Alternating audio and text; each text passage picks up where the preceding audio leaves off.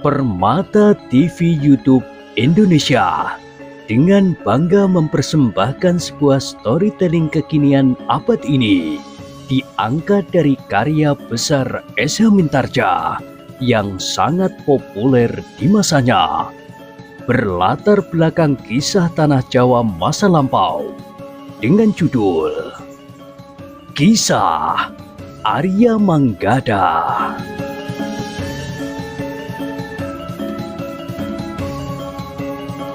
Pada kesempatan yang sangat baik ini, kita masuk pada episode yang ke-89. Selamat menikmati.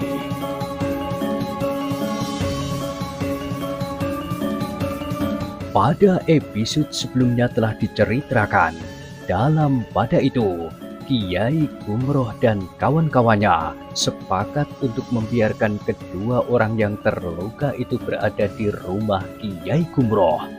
Mereka harus mendapat pengobatan yang baik, namun juga pengawasan yang seksama, karena mereka tidak boleh terlepas dari tangan mereka.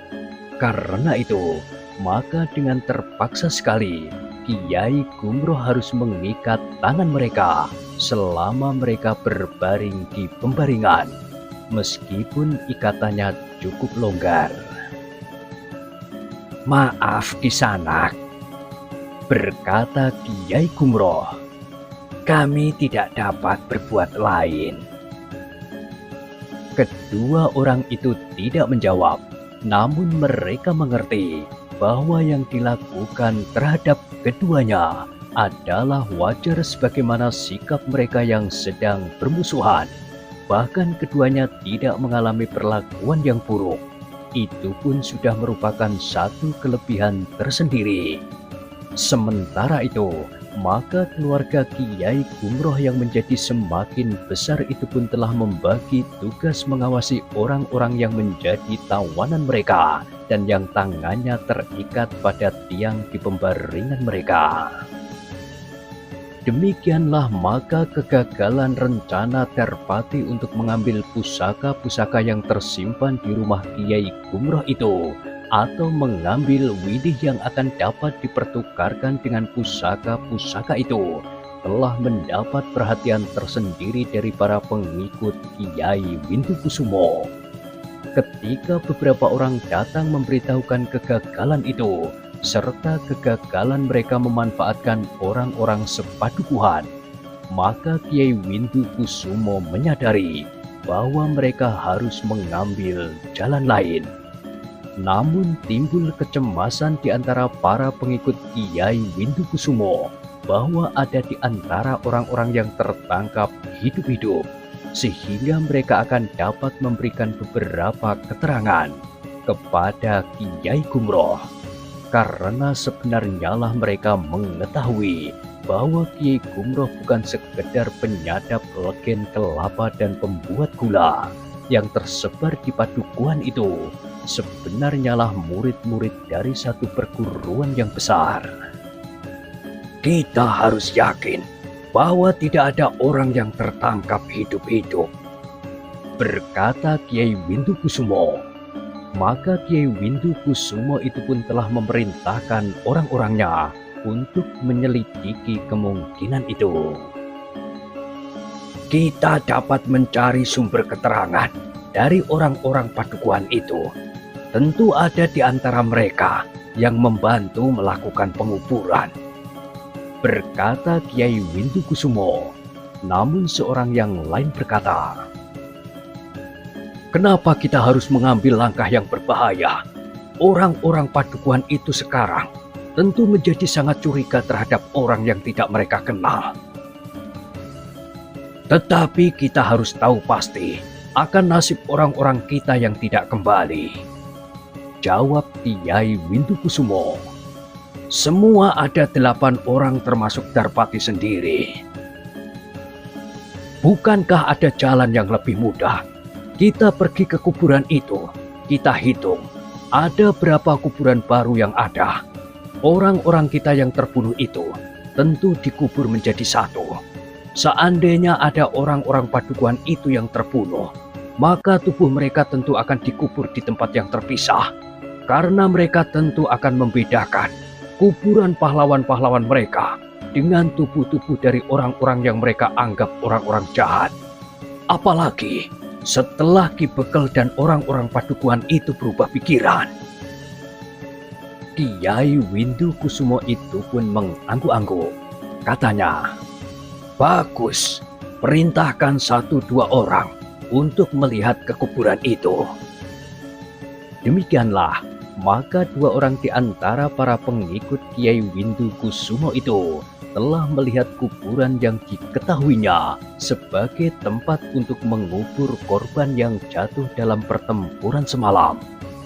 2 ekor burung elang sempat melihat iring-iringan penguburan itu, sehingga 2 orang pengikut Kiai Windu Kusumo itu segera mengetahui kuburan yang dicarinya, karena kedua ekor elang itu terbang berputaran di atasnya. Ketika kuburan itu sudah menjadi sepi, maka 2 orang pengikut Kiai Windu Kusumo itu pun telah masuk ke dalamnya untuk menghitung berapa orang yang dikuburkan oleh orang-orang Padukuhan. 8, desis salah seorang daripadanya. Kawannya menarik nafas dalam-dalam. Katanya, "Kita sudah terlalu banyak memberikan korban, tetapi persoalannya masih belum selesai. Pusaka-pusaka yang dikehendaki oleh Panembahan itu belum dapat kita kuasai." Tetapi bahwa ke-8 orang termasuk Darpati itu ternyata sudah mati semua adalah lebih baik daripada ada di antara mereka yang tertangkap hidup. Yang tertangkap hidup itu akan dapat memberikan banyak keterangan kepada Ki Gumroh dan kawan-kawannya. Berkata orang yang pertama. Kawannya mengangguk-angguk. Katanya, "Ya, memang lebih baik jika semuanya mati. Kita tidak mencemaskan lagi apa saja yang akan diceritakan kepada orang-orang yang menangkapnya. Betapapun ketahanan jiwani seseorang, namun jika dipaksa dengan kekerasan, maka biasanya mulutnya akan terbuka pula." Nampaknya Kiai Gumroh dan kawan-kawannya juga sudah mulai kehilangan kesabaran. 8 orang kawan kita dibunuhnya. Kita tentu dapat mengerti kenapa mereka berbuat demikian, apalagi menghadapi orang-orang dalam kelompok-kelompok baru di lingkungan kita. Mereka lebih keras dari orang-orang lama seperti kita ini. Tetapi Darpati sudah mati. Ia terlalu yakin akan kemampuannya. Aku dengar Kundolo pernah memperingatkannya. Kundolo sekarang sudah tidak banyak berarti lagi bagi para pemimpin kita. Keduanya pun kemudian telah meninggalkan kuburan itu.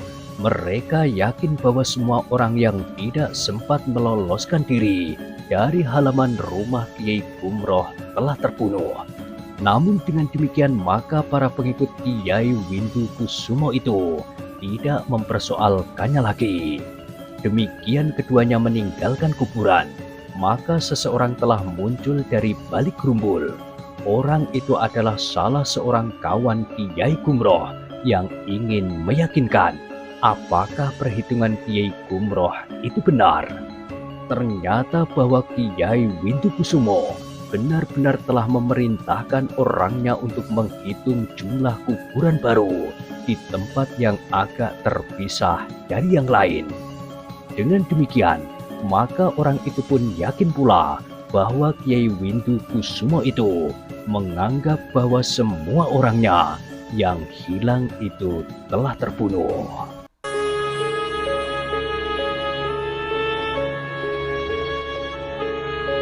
Anggapan itulah yang ternyata kemudian merupakan salah satu kelemahan bagi Kiai Windu Kusumo, karena ia menganggap bahwa tidak ada orang yang dapat memberikan keterangan lebih banyak tentang isi dan kekuatan kelompok Kiai Windu Kusumo dan orang yang disebutnya Panembahan itu.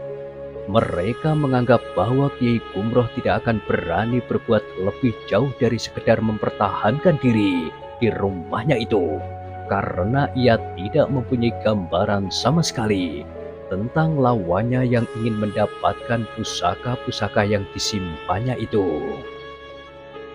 Kiai Windukusumo memang tidak mengingkari kemungkinan bahwa Kiai Gumroh akan dapat mengetahui letak persembunyiannya dengan mengikuti arah terbang burung-burung elang yang dipergunakannya untuk mengetahui beberapa hal tentang keadaan Kiai Gumroh, lingkungannya, dan bahkan beberapa kegiatannya.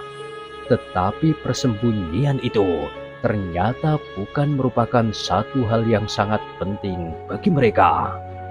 Sebenarnya lah, pengamatan salah seorang kawan Kiai Gumroh atas sarang lawannya itu masih jauh dari yang diharapkan. Untunglah bahwa Kiai Gumroh dan kawan-kawannya berhasil menangkap dua orang pengikut Darpati yang telah berusaha untuk mengambil pusaka-pusaka yang tersimpan di rumah Kiai Gumroh itu dengan caranya. Setelah mereka berhasil mengelabui dan menggerakkan orang-orang padukuhan, bahkan termasuk Ki Bekel pula. Ternyata perlakuan yang baik serta perawatan yang bersungguh-sungguh telah membuat hati kedua orang tawanan itu berguncang. Jika mereka semula berniat untuk tidak mengatakan sesuatu tentang kelompoknya, maka kemudian sedikit demi sedikit, tekad yang semula mengeras seperti batu hitam itu mulai mencair. Kiai Gumroh sejak semula memang meyakini bahwa sikap dan perlakuan yang baik akan dapat mengikis kekerasan hati kedua orang tawanannya. Karena itu, maka perlahan-lahan Kiai Gumroh dapat menggiring mereka ke dalam satu pembicaraan yang bersungguh-sungguh. Ketika keadaan kedua orang itu menjadi sedikit baik, maka mereka mulai dapat duduk di amben yang besar di ruang dalam rumah Kiai Gumroh itu. Tali yang mengikat dengan pembaringan mereka telah dilepas di saat-saat tertentu, sebagaimana saat mereka duduk di ruang dalam bersama dengan Kiai Gumroh dan Ki Praworo. Meskipun tangan dan kakinya tidak terikat, tetapi kedua orang itu menyadari bahwa ia berada di satu lingkungan yang dikelilingi oleh orang-orang berilmu tinggi.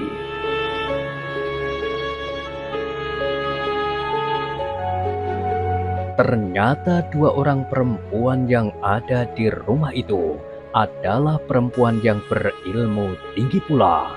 Seorang di antaranya berhasil membunuh Darpati, sedangkan yang seorang lagi telah mengalahkan salah seorang dari kedua orang tawanan itu. Setelah menghirup beberapa teguk minuman hangat, maka mereka mulai berbincang tentang beberapa hal yang menyangkut tentang kelompok yang dipimpin oleh Kiai Windukusumo.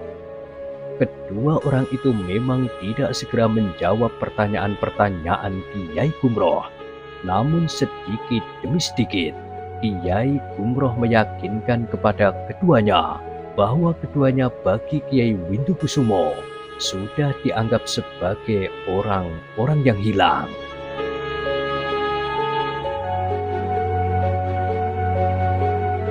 Kisanak, berkata Kiai Gumroh, di kuburan itu terdapat 8 ongkok tanah galian baru. Seorang di antara kawanku menyaksikan 2 orang pengikut Kiai Windukusumo yang datang dan menghitungnya. Bagaimana kawan Kiai dapat mengerti bahwa kedua orang itu adalah pengikut Kiai Windukusumo? Bertanya salah seorang dari kedua orang tawanan itu. Kawanku bersembunyi di balik sebuah gerumbul yang tidak terlalu jauh. Ia mendengar percakapan kedua orang itu, sehingga kawanku yakin bahwa Kiai Windukusumo telah menganggap kalian orang-orang yang telah dikubur bersama 6 orang kawan kalian. Orang itu masih merasa ragu, namun kemudian Kiai Gumroh berkata, Kisanak, justru kalian sudah dianggap hilang. Aku merasa kasihan kepada kalian. Kalian tidak akan dapat berlindung kepada siapapun. Seandainya mereka tahu bahwa kalian masih ada, mungkin mereka akan berusaha untuk membebaskan kalian. Tetapi mungkin juga sebaliknya, mereka akan berusaha membunuh kalian agar kalian tidak dapat berbicara lagi. Tetapi dengan 2 onggok tanah kuburan itu, kalian tidak akan lagi merasa dibayangi oleh ancaman pembunuhan itu. Kedua orang itu termangu-mangu sejenak, sementara Kiai Gumroh pun berkata, "Pertimbangkan keadaanmu baik-baik, Kisanak.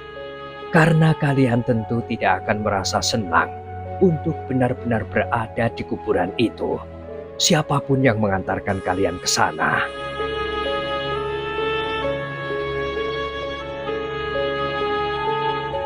Keduanya mengangguk-angguk. Seorang di antara mereka berkata, "Aku mengerti, Kiai. Aku pun merasa perlakuan Kiai dan keluarga Kiai terlalu baik buat kami.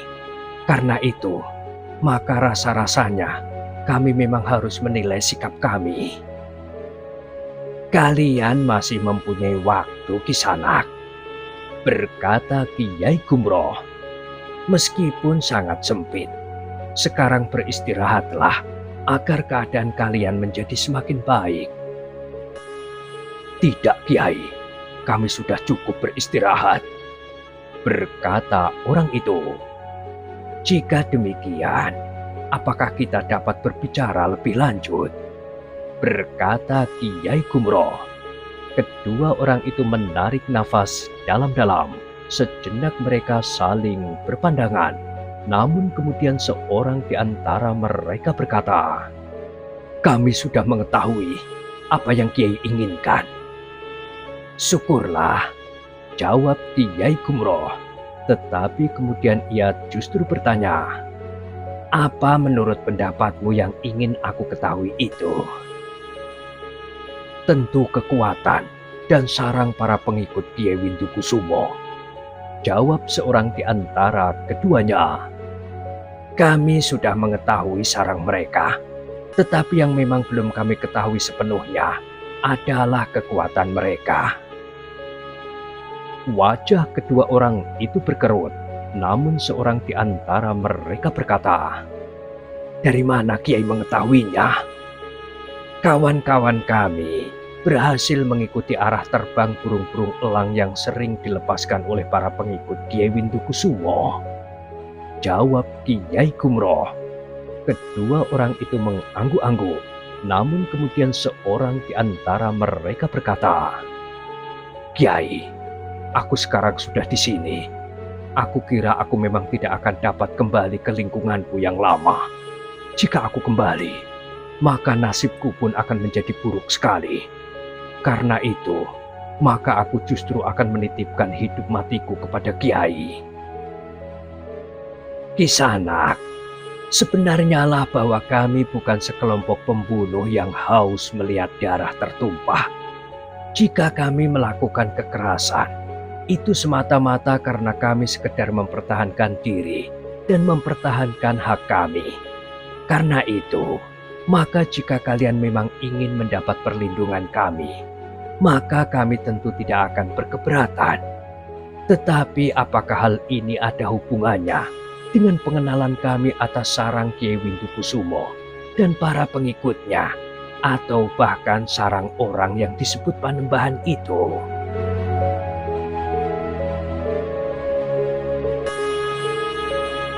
Kedua orang itu mengangguk-angguk. Seorang di antara mereka berkata, "Ya Kiai, kami ingin memperingatkan bahwa pengenalan Kiai atas sarang Kiai Windukusumo dan orang yang disebut Panembahan itu tidak lengkap." Kiai Gumroh mengangguk-angguk. Dengan nada rendah ia bertanya, "Apakah yang kau maksud tidak lengkap? Bukankah sudah aku katakan bahwa kami memang belum mengetahui dengan pasti kekuatan mereka?" "Bukan hanya kekuatan mereka, Kiai," jawab orang itu, "tetapi juga sarang mereka yang sebenarnya. Karena sarang burung-burung elang itu bukan sarang Kiai Windukusumo yang sebenarnya." Rumah itu memang dipergunakan oleh Kiai Windukusumo, tetapi hanya beberapa orang saja yang tinggal di sana, terutama orang yang mampu mengendalikan burung-burung elang itu. Sedangkan yang lain berada di tempat yang terpisah. Wajah Kiai Gumroh nampak berkerut. Keterangan itu sangat menarik perhatiannya, tetapi Kiai Gumroh tidak segera mempercayainya begitu saja. Bahkan Ki Praworo dengan serta-merta bertanya, "Apakah kau berkata sebenarnya?" Orang itu menarik nafas dalam-dalam, tetapi ia dapat mengerti bahwa Kiai Gumroh dan Ki Praworo itu tentu tidak begitu saja mempercayainya. Karena itu, maka katanya, "Kiai, bukankah Kiai mempunyai kawan-kawan yang memiliki ilmu yang tinggi? Jumlah kawan-kawan Kiai memang tidak begitu banyak, tetapi kawan-kawan Kiai benar-benar memiliki kelebihan dari orang-orang kebanyakan. Hadirnya 2 ekor harimau itu juga merupakan rahasia tersendiri bagi Kiai Windukusumo. Semuanya itu merupakan satu landasan yang sangat berarti bagi Kiai. Sementara itu, salah seorang di antara kawan-kawan Kiai tentu akan dapat menyelidiki tempat yang sebenarnya dari Kiai Windukusumo dan kawan-kawannya. Bahkan sekarang, orang yang disebut Panembahan itu telah ada di sana pula." Kiai Gumroh mengangguk-angguk. Dengan kening yang berkerut ia pun kemudian bertanya, "Siapakah nama Panembahan itu?" "Kami hanya menyebutnya dengan Panembahan, begitu saja." "Baiklah, kita tidak mempersoalkan namanya. Tetapi kami yakin bahwa Panembahan itu adalah Panembahan yang pernah kami kenal namanya. Karena Panembahan yang kami kenal namanya itu juga mempunyai tingkah laku sebagaimana Panembahan yang ada di antara kalian. Jika Panembahan yang kami kenal namanya itu, menurut pendengaran kami telah mengorbankan gadis-gadis untuk membuat pusakanya yang berupa sebilah keris menjadi pusaka yang terbaik di dunia, maka sekarang Panembahan yang ada di antaramu itu akan memelihara dan meningkatkan tuah dari pusaka-pusaka yang akan diambilnya dari rumahku ini dengan menikam jantung manusia yang masih segar. Bukankah pada kedua-duanya berarti membasahi pusaka-pusaka itu dengan darah? Satu lambang betapa hausnya Panembahan itu terhadap darah yang tertumpah. Bahkan mungkin Panembahan itu pun mengerti bahwa darah itu tidak akan berarti apa-apa, apalagi memberikan tuah. Tetapi kepuasan Panembahan itu mula-mula justru saat ia melihat darah yang memancar. Namun lambat laun, kebiasaan untuk mencari kepuasan itu telah diberinya alasan yang lebih mapan agar ia dapat melakukannya dengan lebih mantap. Tetapi kedua orang itu hampir bersamaan menggeleng. Seorang di antaranya berkata, "Tidak, Kiai. Meskipun mungkin ada juga sedikit kebenarannya, tetapi sebenarnya Panembahan itu adalah salah seorang yang memuja kuasa kegelapan." Kiai Gumroh mengangguk-angguk, sementara Ki Praworo bertanya, "Apa tandanya bahwa Panembahan itu memuja kuasa kegelapan?" Orang itu termangu-mangu sejenak, namun kemudian katanya, "Tingkah lakunya yang aneh, benda-benda yang melekat pada dirinya, serta korban yang selalu diberikannya kepada kuasa yang dipujanya itu. Kami memang menjadi curiga bahwa yang dikorbankan itu merupakan bagian yang diambilnya dari tubuh manusia, terutama darah." "Kapan Panembahan itu menyerahkan korbannya?" berkata Kiai Gumroh. "Kiai," berkata orang itu, "kami adalah orang-orang yang sebenarnya adalah pengikut Kiai Windukusumo, sehingga kami tidak terlalu banyak mengetahui apa yang dilakukan oleh Panembahan. Tetapi menurut pendengaranku, Panembahan setiap bulan purnama telah menyerahkan korban."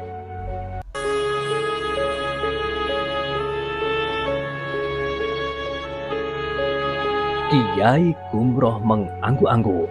Dengan demikian maka ia menjadi semakin yakin bahwa Panembahan itu adalah orang yang sangat berbahaya.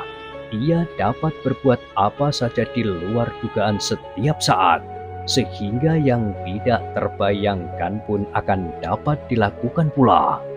Namun Kiai Gumroh pun kemudian bertanya, "Tetapi kenapa Kiai Windukusumo telah terlibat dalam kegiatan Panembahan itu?" Kedua orang itu menggeleng. Seorang di antara mereka berkata, "Kami tidak tahu hubungan apakah yang telah mendorong Kiai Windukusumo untuk melibatkan diri dalam perebutan pusaka-pusaka itu. Tetapi nampaknya pengaruh Panembahan itu terhadap Kiai Windukusumo cukup kuat, sehingga mau tak mau Kiai Windukusumo harus terlibat juga ke dalamnya." Kiai Gumroh mengangguk-angguk, namun ia percaya akan keterangan itu. Karena itu, maka Kiai Gumroh dan Ki Praworo mengangguk-angguk mengiyakan. "Kami harus segera membicarakannya," berkata Kiai Gumroh. "Kami minta kalian bersedia berbicara bersama kami, terutama untuk menilai kekuatan Panembahan dan Kiai Windukusumo." Kedua orang itu mengangguk kecil, namun kemudian seorang di antara mereka berkata, "Masih ada satu pihak lagi yang terlibat dalam hubungan ini. Jika aku tidak mengatakannya, maka aku cemas bahwa penilaian Kiai atas kekuatan Panembahan itu tidak lengkap. Karena itu, sebaiknya Kiai juga mengetahuinya." "Siapa lagi yang terlibat dalam hubungannya dengan niat Panembahan itu?" bertanya Kiai Gumroh. "Tetapi nampaknya orang itu tergerak sekedar karena nilai kebendaan yang diinginkannya," jawab orang itu. "Siapa orang itu?" bertanya Kiai Gumroh selanjutnya. Orang itu termangu-mangu, namun kemudian orang itu berkata, "Aku hanya mendengar namanya disebut Kiai Kajar." Wajah Kiai Gumroh dan Ki Praworo menjadi tegang. Di luar sadarnya Ki Praworo berdesis, "Iblis itu benar-benar berkhianat." "Kiai kenal orang itu?" bertanya salah seorang dari kedua tawanan itu.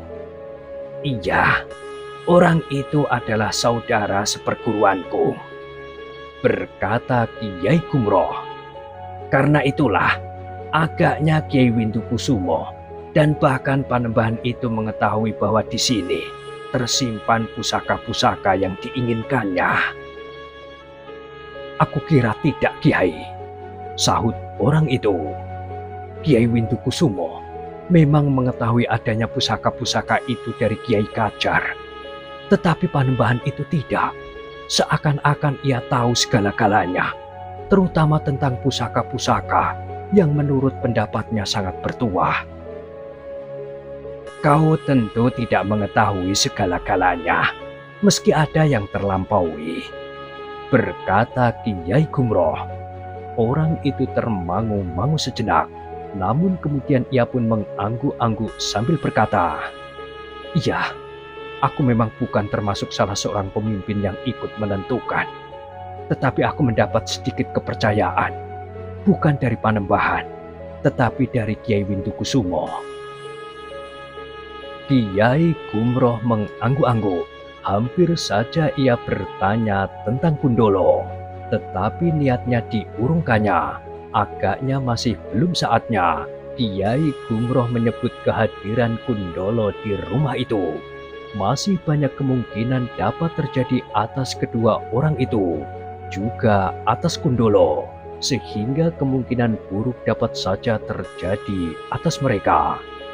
Namun pembicaraan itu telah memberikan banyak bahan bagi Kiai Gumroh. Ia sadar bahwa satu pertemuan yang lebih besar harus diselenggarakan. Kiai Gumroh sudah dapat membayangkan bahwa yang dihadapi adalah satu kekuatan yang cukup besar.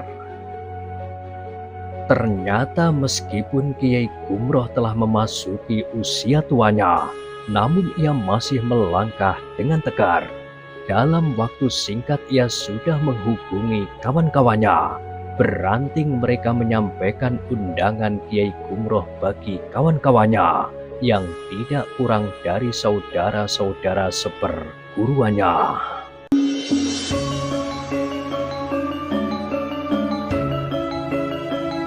Nah, bagaimanakah kisah selanjutnya? Silahkan ikuti terus kisah Arya Manggada pada episode berikutnya.